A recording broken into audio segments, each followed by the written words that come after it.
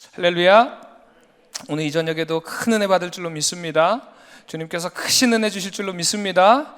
우리 그 은혜 받아 누리는 우리 남서울 비전교회 성도님들 되시기를 바랍니다. 케이트 밀러라고 하시는 분이 예수님과의 하룻밤이라는 책을 쓰셨습니다. 이 책에 보면은 이제 케이트라는 주인공이 있는데, 이 주인공이 이제 잠을 청하게 됩니다. 잠을 자는데 꿈속에서 난데없이 누군가가 케이트를 부르는 거예요. 케이트야, 케이트야. 그래서 일어나서 보니까 그분이 누구셨냐면 예수님인 거예요. 그래서 예수님께서 케이트에게 내가 너를 데리고 가보고 싶은 데가 있다 라고 이야기를 하면서 어디론가 예수님과 함께 가게 됩니다. 그 간 곳이 어디냐면 바로 주일 예배를 드리는 교회였대요. 그런데 케이트와 예수님이 처음 그곳에 도착했을 때 케이트는 그곳이 교회에서 예배 드리는 장소가 아니라 장례식인 줄 알았다는 거예요. 왜 그러냐면 그곳에서 찬양하는 사람들의 찬양 속에 기쁨이 하나도 없더래요. 그래서 찬양을 하는데 이것이 정말 찬양을 하는 것인지 장례식장에서 예배를 드리고 있는 것인지 분간이 안 되더라는 거죠. 그 모습을 보면서 예수님께서 이렇게 말씀하셨다고 합니다. 크리스찬에게 죄사함의 체험이란 크리스찬을 언제나 기쁘게 만드는 본질적인 요소 중에 하나이다. 크리스찬은 항상 그 죄사함을 체험하고 나서는요, 항상 그것이 우리의 마음 가운데 있으면 찬양할 때 우리의 삶이 기뻐지는 요소 중에 하나라는 거예요. 그런데 찬양 속에 기쁨이 없다면요, 죄사함의 체험이 없었기 때문이라는 거죠. 이제 시간을 지나서 찬양 시간이 끝나고 말씀을 듣는 시간이 되었습니다. 말씀을 듣는데 책 표현을 그대로 한번 옮겨봐 드리도록 하겠습니다. 목회자 한 사람만 빼고 거의 모든 교인들이 맥 빠진 단조로운 음조로 성경을 읽고 있었다. 이 모습을 보면서 예수님이 실망할까봐 케이트가 조마조마한 거예요. 말씀을 읽는데 목회자 한 사람 빼고 다 맥 빠진 음조로 그냥 조용히 성경을 그냥 읊조리고 있더라는 거죠. 그때 예수님께서 이어서 이렇게 말씀하십니다. 만일 사람들이 자기들이 읽고 있는 말씀의 뜻을 조금만 진지하게 생각한다면, 또 그 말씀을 삶의 표본으로 삼아 그 정황 속에 자기의 삶을 적용시킨다면 말씀을 대할 때마다 감동하고 감사하게 될 거야. 무슨 말인가요? 말씀을 듣고 있는데 아무 생각이 없다는 거죠. 말씀을 분명히 듣고는 있는데 그 말씀을 우리의 삶 가운데 적용하려고 생각하지는 않고, 예배의 자리에 나와서 앉아 있는데 그 말씀을 들으려고 앉아 있는 것이 아니라 그 시간을 보내려고 하는 종교 생활을 하고 있다는 겁니다. 요즘에 우리 주변을 돌아보면요, 말씀이 너무너무 많습니다. 그런데 그 말씀을 여러분 어떻게 들으시나요? 예수님께서 엠마오로 가던 두 제자에게 나타나셔서 말씀에 대해서 강론해 주시고 설명해 주시기 시작합니다. 누가복음 24장 32절에 보면은 그 설명을 듣고 나서 이 제자들이 이렇게 이야기합니다. 우리에게 성경을 풀어주실 때에 우리 속에 마음이 뜨겁지 아니하더냐. 말씀이 우리의 마음 가운데 들어오면요, 우리의 마음이 뜨거워지더라는 거예요. 그런데 지금 이 말씀을 이 제자들이 예수님을 통해서 처음 들었을까요? 이전에 들었던 말씀과 예수님이 풀어줄 때 들었던 말씀과의 차이가 뭘까요? 말씀이 들려지는 것이 문제가 아니에요. 우리가 말씀을 들었고 우리가 말씀을 알았습니다. 그것이 중요한 것이 아니라요, 그 말씀이 우리의 마음을 때려야 되더라는 거예요. 살아운동하는 그 말씀이요, 우리의 심령골수를 잘라 쪼개야 된다라고 이야기합니다. 그러려면요, 집중해서 말씀을 듣는 것도 필요하죠. 그러나 정말 중요한 것은 우리가 기도해야 됩니다. 성령님 도와주십시오. 예수님께서 엠마오로 가는 두 제자에게 말씀을 풀어주셨을 때에 그 제자들 마음 가운데 항상 들려지던 말씀이 새롭게 들려지고 마음이 뜨거워졌던 것처럼 이 시간 함께 기도하진 못하지만 들으시면서 기도하세요. 성령님 도와주세요. 도와주세요. 이 말씀을 통해서 내 마음이 뚫려지게 하여 주시고, 나의 마음이 깨어지게 하여 주시고, 나의 막혔던 것들이 풀어지는 귀한 역사가 일어나게 하여 주시옵소서. 오늘 이 저녁에 성령님께서 우리 성도님들 마음 가운데 찾아오셔서 우리의 심령에 말씀해 주실 줄로 믿습니다. 하나님의 자녀이신 여러분, 오늘 이 예배 나올 때 무엇을 기대하고 나오셨습니까? 방금 찬양할 때 여러분의 마음 가운데 어떤 마음으로 찬양을 하셨습니까? 정말 죄사함을 체험하고 기쁨으로 찬양하셨나요? 방금 우리가 갈라디아서 4장 1절부터 7절 말씀을 읽었는데 본문을 읽을 때 감동이 있고 감사가 있으셨나요? 조금은 부족하지만 그래도 주님께서 세우셔서 저의 입술을 통해서 전해지는 그 말씀에 대한 기대감이 혹 있으신가요? 만약에 없으시다면 지금이라도 기쁨으로 주님을 사모하는 마음 가지고 주님께 기도하시기 바랍니다. 성령님 다시 회복시켜 주시옵소서. 이런 사모하는 마음 가지고 나올 때 주님께서 우리의 마음속에 찾아올 줄로 믿습니다. 성령님께서 도와주실 줄로 믿습니다. 우리 앞뒤 좌우에 계신 분들과 이렇게 한번 인사했으면 좋겠습니다. 기대하시고 감사하시고 기뻐합시다.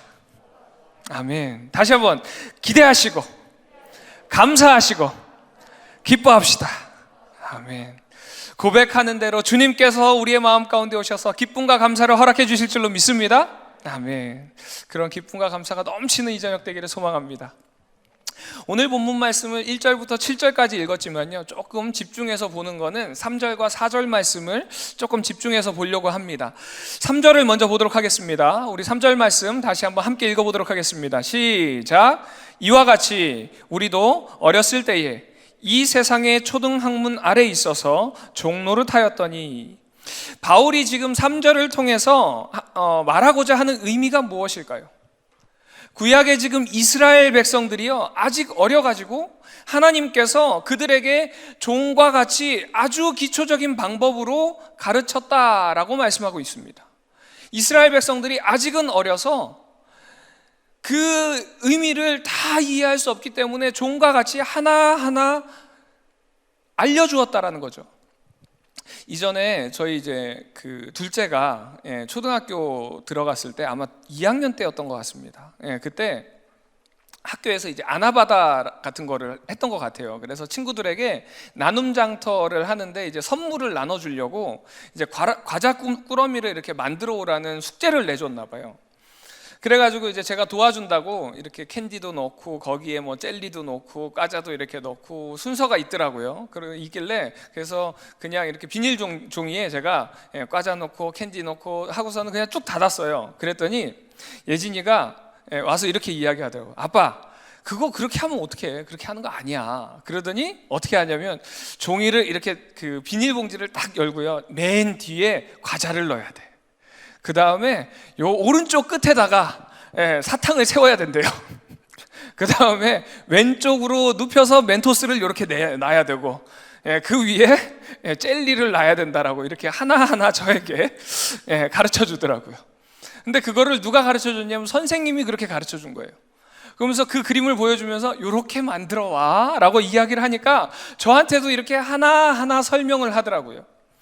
초등학교 교육은요, 개념을 이해하기보다는 중요한 것은 개념의 기초를 익숙하게 하는 것이 초등학교 학생들에게 가르치는 방식이더라고요.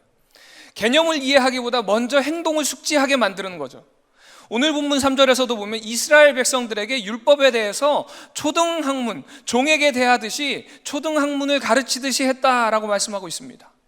그 말씀은 무엇이냐면요, 하나님께서 주실 그 유업에 대해서요, 그 유업이 어떤 것인지 장황하게 설명하는 것이 아니라 굉장히 디테일하게 하나하나 직접 보여주셨다라는 거죠. 7절에서 보면은 이제 아들 된 우리들이, 하나님의 자녀 된 우리들이 하나님의 유업을 받는다라고 이야기하고 있습니다. 그 유업이 뭘까요? 예수 그리스도를 통해서 우리가 얻게 되는 구원, 복음입니다. 근데 이 복음을 통해서 하나님께서 이루실 나라, 이것이 바로 복음이거든요. 그런데 이 이스라엘 백성들은 이 유업을 처음에 어떻게 이해했냐면 가나안 땅을 유업으로 생각했어요. 그리고 아브라함에게 그 유업을 주셨죠. 그리고 그들에게요, 그 유업을 눈으로 직접 보게 하시고 가시적으로 만질 수 있게 하시고 직접 누릴 수 있게 하셨어요. 그래서 이스라엘 백성들이 광야 생활을 하는 40년 동안에 하늘에서 떡이 내려오는 것을 보면서 하나님께서 우리에게 만나를 주셨구나. 반석에서 물을 내는 것을 보면서 하나님께서 우리에게 물을 주셨구나. 메추라기가 날아가다가 오는 것을 보면서 하나님께서 우리에게 고기를 주셨구나. 직접적으로 하나님께서 가시적으로 만질 수 있고 볼 수 있도록 하나하나 보여주셨다라는 거예요. 율법 역시도 마찬가지입니다.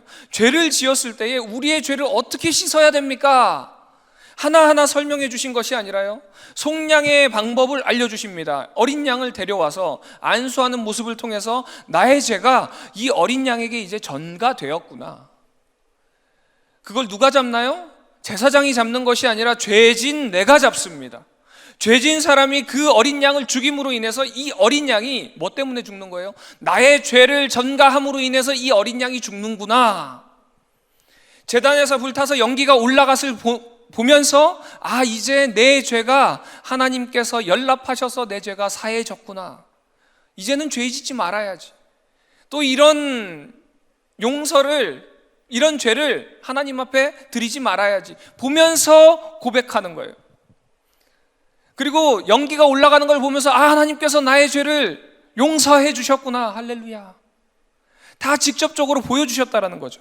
왜냐하면 아직 그들은 어린아이 같아서 일일이 다 직접적으로 보여주셨다라는 거예요.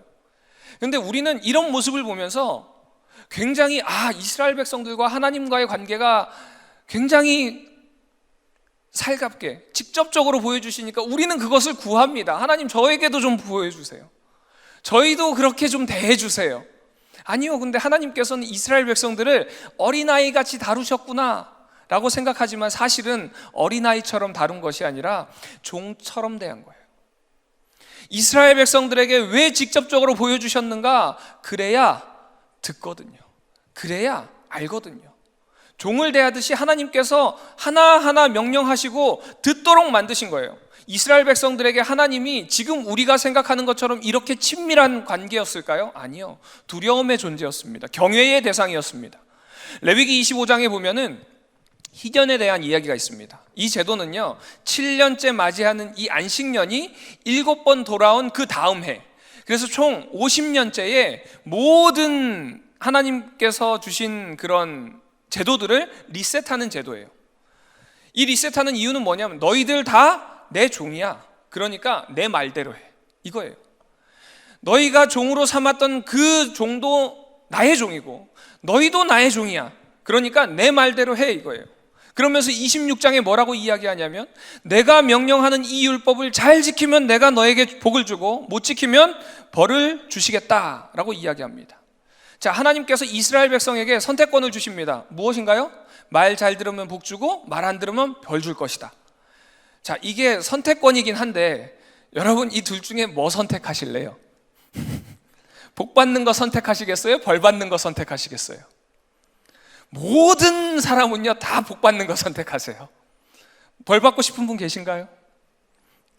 지금 방금 머리를 긁적이다가도 내렸어요. 벌 받기 싫어서. 모든 사람은 복 받고 싶어요. 하나님께서 선택권을 주신 것 같지만 사실은 이건 선택권이 아니에요. 그냥 순종하라는 거예요. 구약에 가장 많이 등장하는 단어가요, 여호와라는 단어입니다. 이 여호와라는 단어가 하나님이라는 뜻이 아니라요, 사실은 주인님이라는 뜻이에요.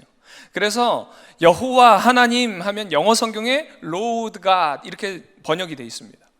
그러니까 하나님보다는요, 사실은 여호와라는 뜻은 너희 주인이라는 뜻이에요. 근데 이 여호와라는 단어를 얼마나 두려워했냐면요, 서기관의 주 업무가 성경을 필사하는 업무였습니다. 근데 성경을 필사를 하다가 여호와라는 단어가 나오면요, 쓰던 펜을 부러뜨리고 2시간 동안 기도를 하고 집에 가서 목욕하고 옷 갈아입고 와서 필사를 다시 해야 됐어요. 자, 우리 민수기 15장 41절 말씀 한번 함께 보도록 하겠습니다. 함께 했습니다. 시작. 나는 여호와 너희 하나님이라. 나는 너희의 하나님이 되려고 너희를 애굽 땅에서 인도해 내었느니라. 나는 여호와 너희 하나님이라.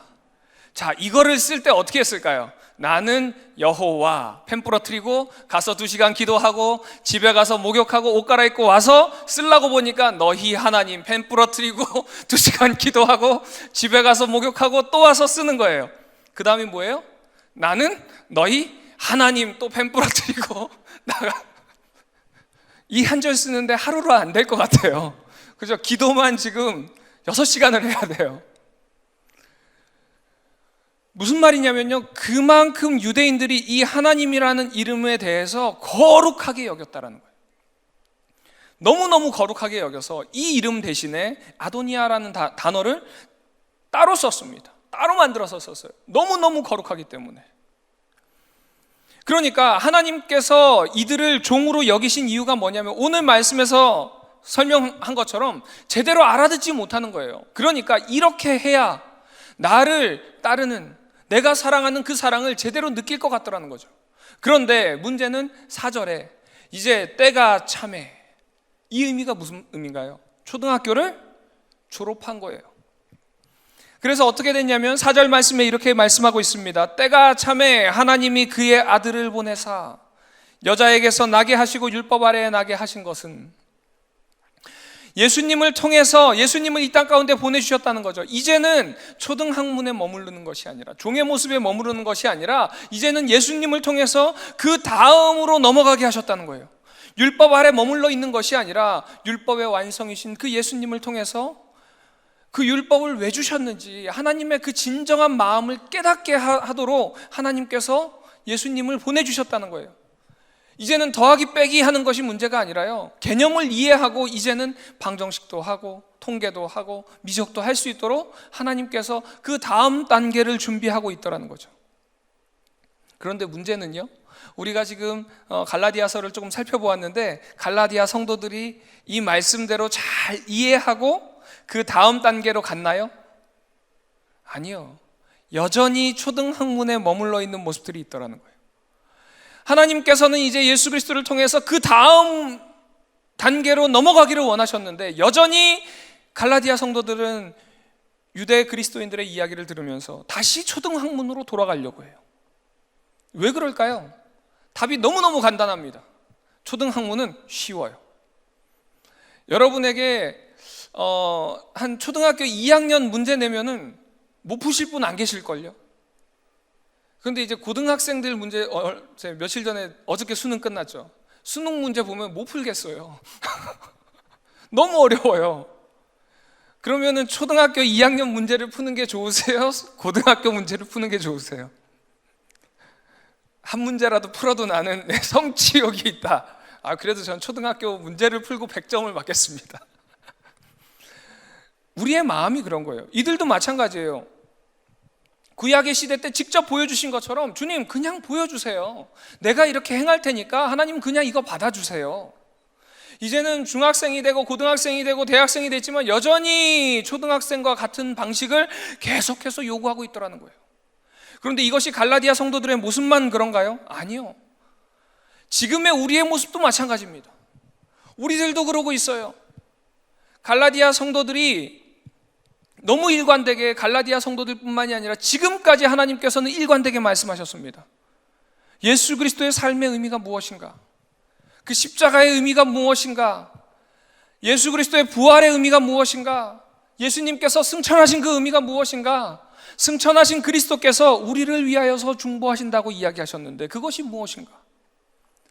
그리스도께서 약속하신 그 성령님을 어떻게 우리에게 부어주셨는가? 그 성령님께서 우리와 어떻게 동행하시는가? 많은 것들을 우리의 신앙의 중심으로 세워주셨습니다. 그런데 우리는 여전히 무엇 이야기하나요? 이스라엘 백성들 너무 좋겠다. 그래서 눈앞에서 홍해가 갈라지고 밖에 나가니까 만나가 있고 메추라기가 있고, 우리도 좀 그거 경험해봤으면, 예수님의 옷자락 잡았던 그 혈류병 여인의 그 기적이 나에게도 좀 일어났으면, 주님 내가 여기 와서 강단 붙잡을 테니까 좀 그 기적을 나에게 보여주세요.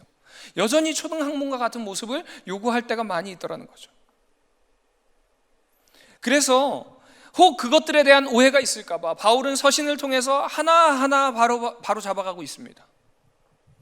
그런데 우리는 여전히 그런 서신의 말씀을 읽음에도 불구하고 똑같이 초등학생과 같은 모습, 초등학문을 따라가는 그런 종과 같은 모습을 요구하고 있더라는 거예요. 배웠다면 깨달아야죠. 이제는 예수님을 통해서 하나님께서 우리에게 말씀하신 것이 무엇이냐면, 이제는 우리를 종으로 부르신 것이 아니라 아들 삼기를 원하신다는 거예요. 아멘이십니까? 하나님께서 우리와 주종의 관계가 아니라 부자의 관계를 원하신다는 거예요. 더 친밀한 관계를 원하신다라고 이야기하고 있습니다. 그래서 우리 주인 되신 하나님께서 예수 그리스도를 통해서 깨닫게 하시고 이제 우리에게 아빠, 아버지라고 부를 수 있는 특권을 주셨다는 거예요. 근데 문제는 여전히 계속 우리는 갈라디아 성도처럼 초등학문 아래 놓여져 있는 모습을 요구할 때가 너무너무 많이 있다는 거예요. 믿습니다, 믿습니다 하면서 여전히 보이는 것 따라가지 않으세요? 물질에 유혹받지 않으세요? 이성의 판단, 그것 때문에 서로 정죄하시는 모습 없나요? 요한일서의 말씀처럼 육신의 정욕을, 안목의 정욕을, 이생의 자랑을 더 따라가려고 하지 않으세요? 믿습니다 하지만요, 똑같이 고민하고 있는 거예요. 하나님의 응답의 원리는요, 믿음의 원리를 아무리 들어도 그 원리를 나는 이해했습니다라고 이야기하는데 여전히 기도할 때 주님 보여주세요. 주님 역사해 주세요. 어느 목사님께서 그런 이야기했습니다. 깨달았는데요, 우리가 말씀을 듣고 내가 깨달았습니다 라고 이야기하는데 그 삶에 변함이 없다면 깨달은 게 아니래요. 깨달았다고 이야기하면 그 말씀이 우리의 삶 가운데 적용이 되어야 된다는 거죠. 우리가 다 이번 주 추수감사절, 추수감사로 이제 드립니다. 근데 추수감사의 본 의미는요, 하나님께서 1년 동안 우리에게 주신 것에 대해서 감사하는 것이 아니에요. 하나님 자체에 대한 감사입니다. 왜냐하면 추수감사의 그 모태는요, 청교도인들이 신대륙에 와서 1년이 지난 이후에 하나님께서 1년 동안 이렇게 우리를 인도하여 주신 것에 감사해서 인디안들을 초청해서 3일 동안 예배드린 것이 추수감사절의 모태입니다. 그런데 그 당시에 수확의 철이 언제였냐면요, 10월이에요. 10월 달에 파종을 하고 10월 달에 인디안들을 모아서 감사 예배를 드렸거든요. 그런데 우리가 추수감사절을 언제 지내나요? 10월에 지내나요? 지금이 몇 월 달인가요? 11월?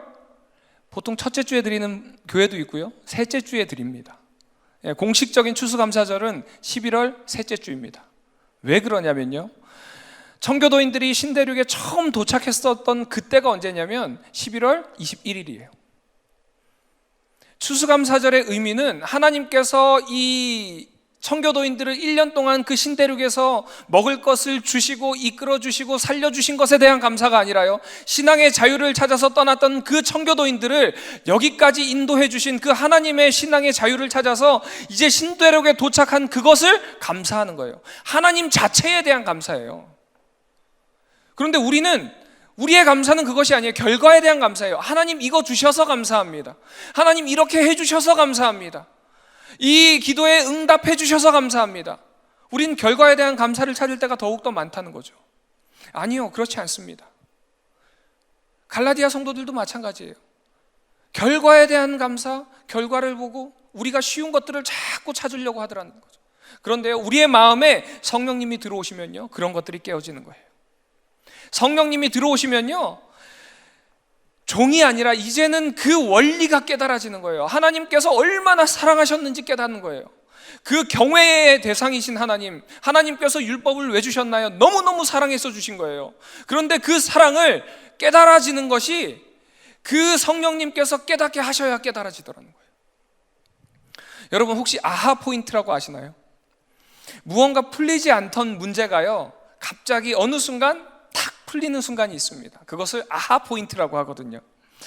우리가 잘 아는 헬렌 켈러가 이제 눈도 보이지 않고 들리지도 않고 말도 못하다 보니까 너무너무 짜증이 많아서 모든 가정교사들이 다 포기했대요. 그런데 우리가 잘 아는 것처럼 설리반이라는 선생님께서 이제 헬렌 켈러에게 이제 가르치기 시작합니다. 근데 이 아이에게 어떻게 가르칠까를 생각을 하다가 이제 물에 대해서 워터라는 단어를 이제 가르치려고 하는데 고민을 하다가 그에게 손에 이렇게 물을 한 방울 똑똑똑 떨어뜨려 줬습니다. 그러니까 이 물이라는 것이 어떤 느낌인지 무엇인지는 아는데 이것을 어떻게 써야 되는지 모르는 거죠. 그래서 반대편 손에다가 W, A, T, E, R 계속 그걸 쓴 거예요. 그러니까 그때 이제 헬런 켈러에게는 그 설리반 선생님의 그것을 통해서 아하 포인트가 생긴 거예요. 물이 워터구나 라는 것이 깨달아진 거죠. 왜냐하면 그 전까지는 물이 물이라는 것을 몰랐어요. 그냥 흐르는 거, 조금 차가운 느낌, 근데 마시면 어떤 시원한 존재. 근데 이것을 표현할 수 있는 방법이 생긴 거예요. 이것처럼요, 구약의 이스라엘 백성들도요, 하나님의 사랑을 경험했습니다. 율법이 하나님의 사랑이라고 이야기해요. 그런데 이것이 어떤 사랑인지 표현이 되지가 않는 거예요. 자신들이 표현하는 것은 경외의 대상인 거예요. 하나님을 두려워하고 그 하나님의 말씀대로 그냥 순종하고 순복하고 가는 거. 그것이 하나님의 사랑의 표현이라고 생각했어요. 그런데 헬렌 켈러가 설리반 선생님을 통해서 물이 물이라는 것을 깨달은 것처럼 예수님을 통해서 이제 그 사랑이 두려움이 아니라 아버지가 자녀를 사랑하는 것처럼 하나님께서 우리에게 주신 사랑이라는 것을 깨달은 거예요. 그래서 이제는 예수님을 통해서 우리가 아버지라고 부를 수 있구나, 이것을 깨달은 것이 영적 아하 포인트입니다. 우리의 신앙을 봐도요, 성경 속에 있던 예수님이요, 내 마음속에 들어오는 순간이 있습니다. 머리로 이해되어지지만 이것이 마음으로 부딪히는 순간이 있더라는 거예요. 아마 저뿐만이 아니라 모든 우리 성도님들에게 이런 아하 포인트들이 있을 거예요. 말씀을 듣다가, 성경을 읽다가, 기도를 하다가, 찬양을 하다가 다 있더라는 거죠. 그때 어떤 고백이 나오나요? 감사합니다, 아버지. 감사합니다, 하나님. 이런 사랑을 주셨네요. 이런 은혜를 주셨네요. 내가 이거를 이때까지 몰랐습니다. 눈물이 펑펑 쏟아지는 거예요. 그거를 깨달아야 이제 하나님을 아버지의 그 사랑, 아버지의 그 은혜에 대해서 진정한 고백이 나올 수 있는 거예요. 독생자 예수 그리스도께서 우리에게 주신 그 은혜가 이제는 경험되어지는 거예요. 머리로 이해되어지는 것이 아니라 경험되어지더라는 거죠. 깨달아지더라는 거죠. 만왕의 왕이신 하나님께서, 천지 만물을 주관하시는 그 하나님께서 우리 아버지시구나, 이 말씀이 우리의 마음을 치니까 이제는 두렵지 않은 거예요. 그러니까 어떤 풍랑이 와도 아버지 믿습니다. 주님 안에서, 아버지 안에서 아버지와 함께 내가 할 수 있습니다, 이렇게 고백할 수 있는 거예요. 예레미야 33장 3절에 너는 내게 부르짖으라, 내가 내게 응답하겠고 내가 알지 못하는 크고 은밀한 일을 내게 보이리라. 근데 이 말씀을요, 믿어야 돼요. 그냥 그렇구나가 아니라요, 믿고 부르짖어야 돼요. 그럴 때 주님께서 보여주시더라는 거예요. 아멘이십니까? 믿고 부르짖으면 보여주세요. 왜요? 우리 아버지시잖아요. 우리 아버지시잖아요. 그래서 오늘 본문 6절에요, 아버지, 아빠, 아버지라 부르게 하신다라고 할 때 이 부르다의 동사의 원어가요, 어떤 뜻이냐면 부르짖다, 소리치다, 이런 뜻이에요. 그냥 단순히 아빠, 아버지라 부르게 하시는 것이 아니라 아빠 이렇게 부를 수 있도록 하나님께서 허락해 주셨다는 거예요. 종이 주인에게 답답하다고 부르짖나요? 부르짖지 않습니다. 자녀이기 때문에 가능한 거예요. 아빠, 내가 지금 너무너무 힘들어요. 이거 좀 어떻게 좀 해주세요 라고 부르짖을 때 주님께서 응답하신다는 거예요. 왜요? 그분이 우리 아버지시기 때문에. 믿고 부르짖을 때 응답하신다는 거예요. 우리 세계적인 찬양 사역자인 토미 워커가 1997년에 필리핀으로 선교 활동을 떠났다고 합니다. 그때 한 고아원을 방문했습니다. 고아원을 방문했는데 그 토미 워커를 바라보면서 7살짜리 꼬마아이가 막 뛰어왔대요. 그러면서 이 토미 워커에게 이렇게 이야기합니다. 안녕하세요, 제 이름은 제리예요. 그리고 인사를 하고 가더래요. 그리고 좀 있다가 그 토미 워커에게 다시 다가와서 이렇게 묻더래요. 아저씨, 제 이름 아세요? 한참 기억을 하다가 너 제리지? 제리 맞지? 그러면서 아는 척을 했대요. 그랬더니 이제 그 아이가 환하게 미소를 지으면서 그 자리를 떠났다고 합니다. 근데 토미 워커가 그 아이의 그 모습을 보면서 곰곰이 생각을 해봤대요. 저 아이가 왜 나에게 와서 자기의 이름을 물었을까? 저 아이가 왜 나에게 와서 자기 이름을 물었을까? 많은 사람들이 고아원을 찾아왔는데 자기 이름을 불러주는 사람이 없는 거예요. 그러니까 자기가 직접 가서 다 아는 체 하는 거예요. 제 이름은 제리예요. 안녕하세요, 제 이름은 제리예요. 그러면서 또 가서 묻는 거예요. 제 이름 아시죠? 제 이름 아시죠? 제 이름 뭐예요? 제리예요. 계속 자기 이름을 알려주는 거예요. 고아로 자라서 누군가 자기의 이름을 불러주기를 원하는 거예요. 아무도 자기 이름을 안 불러주니까 자기가 나아가서 부르도록 하더라는 거죠. 그리고 누군가가 자기의 이름을 부를 때 비로소 내가 이 땅 가운데 존재하는구나, 그 존재의 의미를 느끼더라는 거예요. 그러면서 토미 워커 씨가 자기 어릴 때를 생각해 보았대요. 어릴 때도 이 제리와 같이 아무 재능 없고 무기력하게 살던 그런 불행한 아이였다고 합니다. 그럴 때에 이사야서를 읽고 있는데 이사야서를 통해서 하나님께서 이 토미 워커 씨를 찾아왔대요. 이사야서 49장 16절 말씀에 내가 너를 내 손바닥에 새겼고 너의 성벽이 항상 내 앞에 있나니, 이 말씀이 자기의 마음 가운데 탁 들어오더래요. 내가 너를 알아. 너 이름을 내 손바닥에 새겼다는 거예요. 그래서 이 말씀이 그때가 딱 떠올라서 다시 이 토미 워커 씨가 이 제리를 찾아갔대요. 찾아가서 이렇게 이야기했다고 합니다. 제리야, 제리야, 나도 너의 이름을 아는데 나보다 훨씬 더 위대하신 분이 너의 이름을 알고 너의 이름을 손바닥에 새기길 원하신다. 그분이 누구시냐면 하나님 아버지시다. 그러면서 그에게 복음을 전하고 돌아와서 곡을 썼는데 그 곡이 우리가 잘 아는 내 이름 아시죠? He Know My Name라는 찬양이라고 합니다. 하나님께서는요, 우리가 누군지 정확히 아신다라고 이야기합니다. 시편 147편 4절에 보면은 하나님께서 그가 별들의 수요를 세시고 그들을 다 이름대로 부르시는도다, 이렇게 말씀하세요. 별들에 떠있는 수많은 별들의, 그 하늘에 떠있는 수많은 별들의 이름을 다 아신다는 거예요. 그 별들의 이름을 하나하나 다 아신다라고 말씀하십니다. 그렇게 많은 별의 이름도 아시는데 천하보다 귀한 하나님의 자녀인 우리의 이름을 우리 아버지께서 모르시겠습니까? 그 아버지께 오늘 이 저녁 부르짖으시기 바랍니다. 부르짖을 때에 하나님께서 우리의 아버지가 되시고요, 우리의 위로가 되시고요, 우리의 소망이 되시고 힘이 되시고 우리의 삶의 빛이 되어주시는 줄로 믿습니다. 이 시간 우리 함께 찬양하고 기도했으면 좋겠습니다. 내 이름 아시죠? 이 찬양의 고백처럼 나를 지으신 주님께서 우리 안에 계십니다. 그리고 우리가 어딜 가든지 우리와 함께 하시고 나의 도움이 되신다라고 약속하셨습니다. 오늘 이 시간 이 고백이 우리의 고백이 되고 그 우리의 아버지에게 부르짖는 귀한 이 저녁 되기를 소망합니다.